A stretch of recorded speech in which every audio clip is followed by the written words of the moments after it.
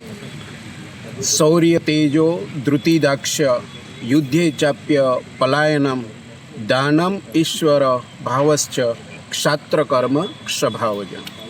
शूरवीरता, तेजस्वीता, નિપુણતા, યુદ્ધમાં પાછા ન પડવું, આરંભ કરેલું કાર્ય એ ક્યારેય સમાજ હિતનું હોય તો ન છોડવું, દાન અને ઈશ્વર ભાવ જે છે આ ક્ષત્રિયોના ગુણધર્મો છે.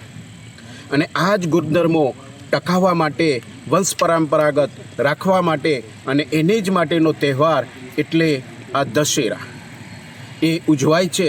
અને એ જ અસ્મિતા, તેજસ્વીતા એ ટકી રહે એની માટે અત્રે બધા જ લોકો ભેગા થાય છે.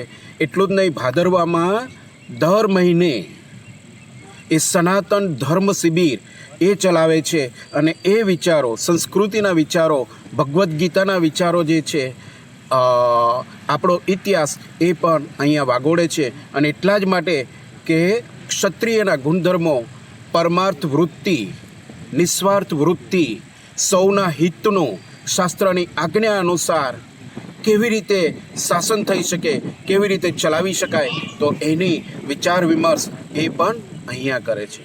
જેથી કરીને રામરાજ્ય પછી આવી શકે, એ કૃષ્ણનું રાજ્ય છે એ પછી આવી શકે અને દેશ આગળ વધે, સુખી બને, સમૃદ્ધ બને.